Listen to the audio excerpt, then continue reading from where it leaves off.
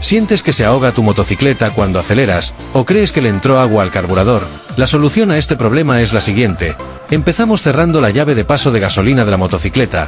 Luego de esto, abrimos el tornillo del desfogue del carburador, y drenamos toda la gasolina de la cuba. Luego de haberse drenado, cerramos y reabrimos el suministro de gasolina. Con esto será suficiente y el agua del carburador se habrá expulsado. Entonces ya lo sabes. Comenta, comparte y da like.